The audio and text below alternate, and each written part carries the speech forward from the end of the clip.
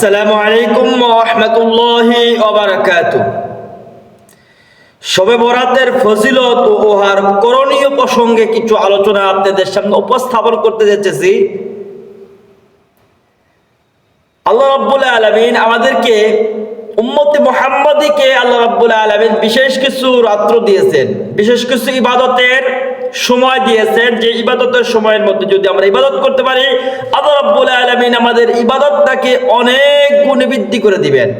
এবং আল্লাহ রাব্বুল আলামিন সুনির্দিষ্ট কোনো সময় রেখে দিয়েছেন, ওই সময়ের মধ্যে যদি আমরা আল্লাহ রাব্বুল আলামিনের কাছে চাইতে পারি তাহলে আল্লাহ রাব্বুল আলামিন আমাদের জীবনের সমস্ত চাওয়াকে, আমাদের জীবনের সমস্ত গুনাহকে আল্লাহ রাব্বুল আলামিন মাফ করে দিবেন, আমাদের সমস্ত চাওয়াকে আল্লাহ রাব্বুল আলামিন কবুল করে নেবেন।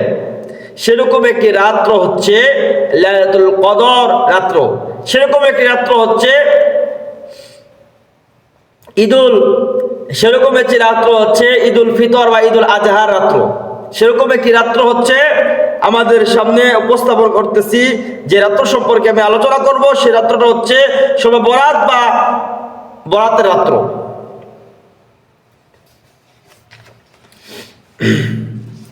শাবান মাসের 14 তারিখ দিবাগত রাত্র, শাবান মাসের 14 তারিখ দিন গিয়ে যে রাত্রটা আমাদের সামনে আসে, সেই রাত্রটা হচ্ছে 15 তারিখ দিবাগত 15 তারিখের রাত্র। অতএব আরবি মাস যেহেতু রাত্র আগে আসে, সেই হিসাবে 14 তারিখ দিবাগত রাত্রটাই হচ্ছে ইবাদতের রাত্র। যে রাত্র সম্পর্কে আল্লাহ রাব্বুল আলামিনের হাবিব রাসূল সাল্লাল্লাহু আলাইহি ওয়াসাল্লাম আমাদের সামনে উপস্থাপন করেছেন, ইযা কানা লাইলাতুন নিসফি মিন শাবান ফাকুমু লাইলাহা ওয়া সুমু নাহারাহা। যখন শাবান মাসের অর্ধেক হয়ে যায়, অর্থাৎ যখন 14 তারিখ দিবাগত রাত হয়, ওই রাত্রে তোমরা রাত্র জাগরণ করো এবং পরের দিন একটি রোজা রাখো। এখানে আল্লাহ রাব্বুল আলামিন আমাদেরকে দুইটি ইবাদতের কথা বলেছেন। একটা হচ্ছে রাত্র জাগরণের কথা। রাত্র জাগরণ বলতে আমাদেরকে নামাজ পড়তে হবে, রোজা রাখতে হবে, নামাজ পড়তে হবে, আমাদেরকে তাসবিহ তাহলিল করতে হবে, জিকির আজকার করতে হবে, যত ইবাদতগুলো আছে দান খরচ করতে পারি, মানুষদের খানা খাওয়াইতে পারি, যত ইবাদত আছে ওই ইবাদতের মাধ্যমে আমাদেরকে রাত্র জাগরণের কথা বলেছেন এবং পরের দিন আমাদেরকে রোজা রাখার কথা বলেছেন। এখান থেকে আমরা বুঝতে পারি আল্লাহ রাব্বুল আলামিন আমাদেরকে রাত্র জাগরণের ইবাদত শিখিয়েছেন এবং পরের দিন একটা রোজা রাখার কথা বলেছেন। এরপর রাসূল সাল্লাল্লাহু আলাইহি ওয়াসাল্লাম বলেছেন, ইন্নাল্লাহা তাআলা ইয়ানজিলু ফিহা বিগুরুবিশ শামসি ইলাস সামাঈদ দুনিয়া ফায়াকুলু আলা মিন মুস্তাগফিরিন ফাগফির লাহু আলা মিন মুস্তারজিকিন ফারযুকা আলা মিন মুবতালিন ফাওয়াফি ফি আলা কাযা হাত্তা তাতলুআল ফাজর। আল্লাহ পাক এই আয়াতে আল্লাহ পাক এই রাতে প্রথম আসমানে চলে আসেন এবং আল্লাহ পাক তো সব স্থানেই আছেন, আল্লাহ পাক তো সব সময় সব জায়গার বিরাজমান, কিন্তু এই রাত্রের জন্য আল্লাহ রাব্বুল আলামিন বান্দার অতি নিকটে চলে এসে বান্দাকে ডাকতে থাকেন, কে আছো আমার থেকে ক্ষমা চাও, আমি তোমাদেরকে ক্ষমা করে দিব। কে আছো আমাদের থেকে জীবনের পাপ সাপ থেকে ক্ষমা করতে চাও, ক্ষমা করে দিব আমি। কে আছো অভাব অনটনের মধ্যে, অভাব অনটন থেকে আমাদের কাছে চাও, আমি তোমার অভাব অনটন দূর করে দিব।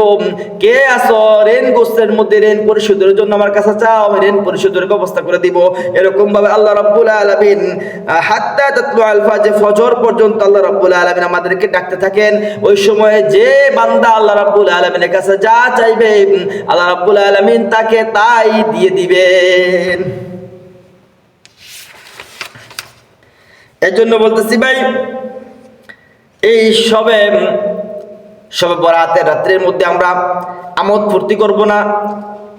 আমরা সবে বরাতের রাত্রের মধ্যে খেল তামাশা করে ফুর্তি ফার্তি করে আমাদের সময়টা অতিবাহিত করব না। ওই দিনে ওই রাত্রের মধ্যে আমরা ইবাদত করব, আল্লাহ রাব্বুল আলামিনের কাছে চাবো, আল্লাহ রাব্বুল আলামিনের কাছে আমাদের যত প্রয়োজন আছে সমস্ত প্রয়োজন সম্পর্কে আল্লাহ রাব্বুল আলামিনের কাছে বলবো এবং বলে আল্লাহ রাব্বুল আলামিনের কাছ থেকে আমরা নিয়ে নিব। একদিন রাতে রাসূল সাল্লাল্লাহু আলাইহি ওয়াসাল্লাম আমার কাছে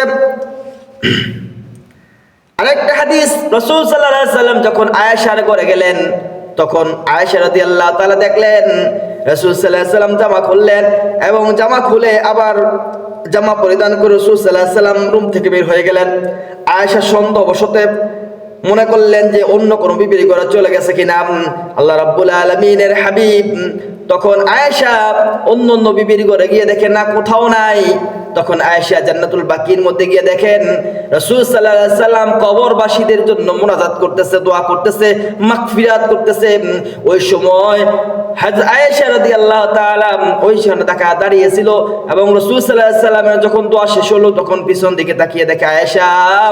তখন রাসূল সাল্লাল্লাহু আলাইহি সাল্লাম জিজ্ঞাসা করলেন, হে আয়েশা, তুমি কি মনে করছো তোমার হক আজকে রাত্রে এই হক তোমার নষ্ট করে আমি অন্য কোনো বিবির ঘরে গিয়েছিলাম?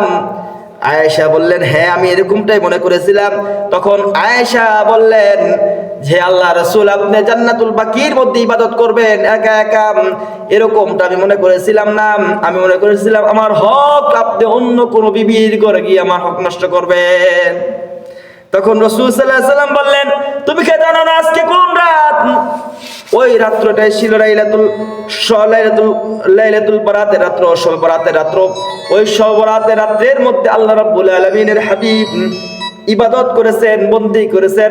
এই জন্য বোঝা যায় লাইলাতুল বারাতের রাত্রির মধ্যে আমরা ইচ্ছা থাকলে একা একা নীরবে কবরস্থানের মধ্যে গিয়ে কবরস্থ মানুষের জন্য দোয়া করতে পারি, তাদের জন্য কিছু চাইতে পারি, তাদের জন্য কিছু ফরিয়াদ করতে পারি, আল্লাহ রাব্বুল আলামিনের কাছে তাদের গুনাহ সম্পর্কে ফরিয়াদ করতে পারি, তাদেরকে আল্লাহ রাব্বুল আলামিন যাতে মাফ করে দেয় সেই ফরিয়াদ করতে পারি। আর এই রাত্রের মধ্যে আমরা ইচ্ছা থাকলে অনেক ইবাদতগুলো করতে পারি। এই ইবাদতের মাধ্যমে এই রাত্রটা আমাদেরকে জাগরণ থাকতে হবে এবং পরের দিন একটা রোজা রাখতে হবে। আল্লাহ রাব্বুল আলামিন এই রাত্র আসার আগে আগে আমাদেরকে এই রাত্র কিভাবে আমরা অতিবাহিত করব সে সম্পর্কে আমাদেরকে পূর্ণ প্রস্তুতি গ্রহণ করার তৌফিক এনায়েত